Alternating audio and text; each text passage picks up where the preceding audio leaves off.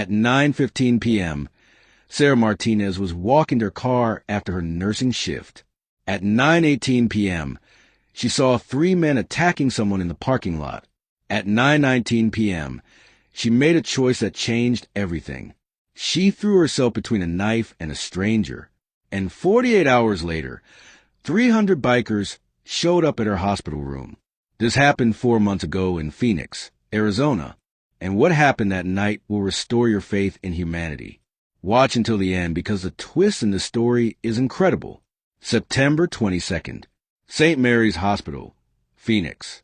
Sarah Martinez, 34 years old, single mom, night shift nurse. She just finished a 12-hour shift. Exhausted. Her feet hurt. She just wanted to get home to her 2 kids. The parking lot was dark. Only half the lights were working. Sarah heard shouting. She looked up.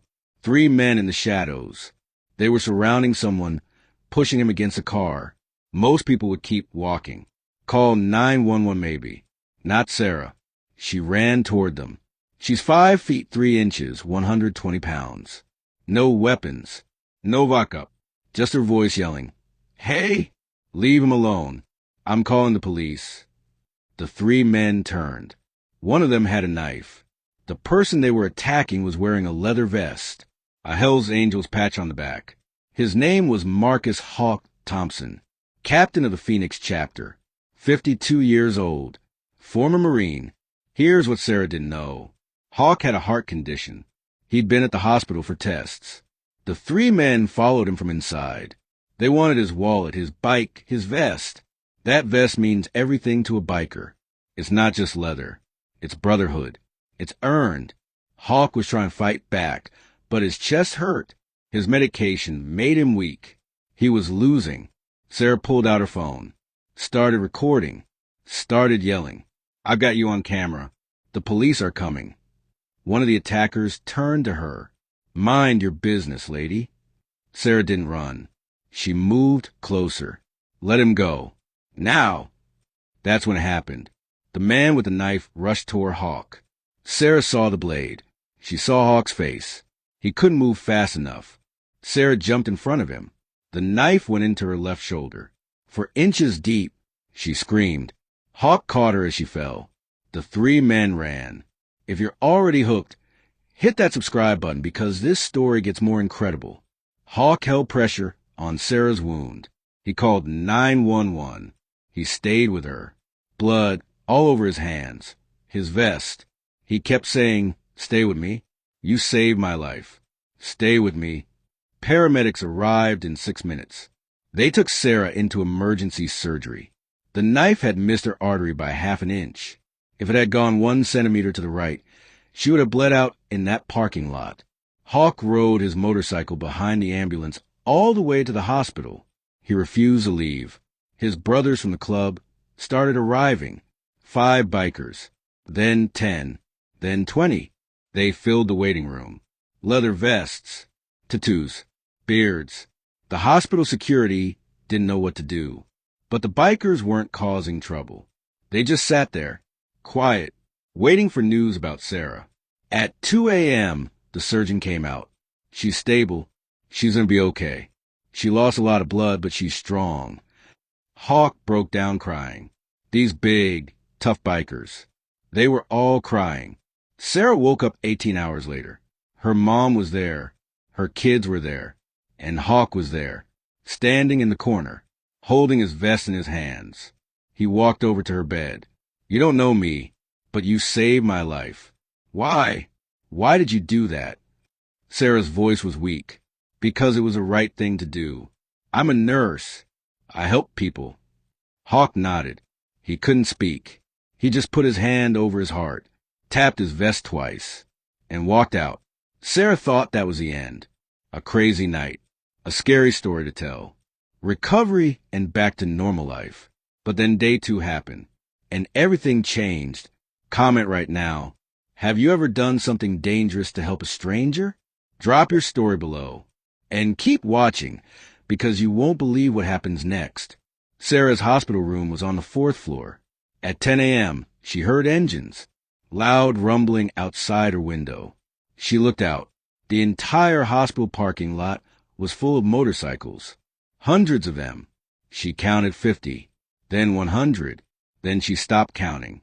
Bikers were still arriving. From Phoenix, from Tucson, from Las Vegas, from California. 300 Hells Angels. All there for her. They formed a line outside the hospital. They didn't come inside. Hospital rules. Too many people. But they stood there. A wall of leather and loyalty. Protecting her. Hawk came up to her room with 2 other bikers. He was carrying something. A leather vest. Brand new. Custom made. It had her name embroidered on it. Sarah Martinez, honorary angel. You're family now, Hawk said. You bled for one of us. That means you're one of us. Forever. Sarah started crying. The nurses were crying. Even the doctors came to see what was happening. But the bikers weren't done. They'd set up a table outside. They were collecting money. Cash donations. For Sarah's medical bills. For her kids. Within 3 hours, they'd raised $47,000. Local news showed up. Cameras everywhere. The bikers didn't want attention. They just wanted Sarah to know she wasn't alone. One reporter asked Hawk, "Why are you doing this?" Hawk looked at the camera. "Because she's what's right with the world. People see us and they think we're dangerous. They cross the street. They lock their doors. But this woman, she didn't see my vest. She didn't see my tattoos. She saw a human being who needed help, and she risked her life. That's rare. That deserves respect." The story went viral. Sarah's story spread across the country. People were inspired, moved, reminded that courage still exists. But here's what most people don't know. Here's the part that will break your heart and put it back together again. 3 weeks after she got out of the hospital, Sarah lost her job. The hospital said she violated policy by getting involved in a dangerous situation. They said she put herself at risk. Insurance liability. Corporate policy. She was let go. Single mom. 2 kids. Medical bills. No job. She was terrified. The bikers found out. Within 24 hours, Hawk made some calls. A different hospital across town offered her a job. Better pay. Better hours. They said, "We need more nurses like you." And every month since that night, Sarah gets an envelope in her mailbox. No return address. Just cash. $500. Every single month. She doesn't know who sends it, but she knows. Smash that like button if this story is touching your heart. And stay with me because the ending will bring tears to your eyes. Last month, Sarah's daughter turned 7. Birthday party at the park. Balloons. Cake. Kids running around. Sarah was setting up when she heard the engines. 20 motorcycles pulled into the parking lot. Hawk and his crew, they brought presents. A new bike for her daughter. Toys. Gift cards. They stayed for 2 hours. Played games with the kids. Ate cake. Made balloon animals. Sarah pulled Hawk aside. "You didn't have to do this."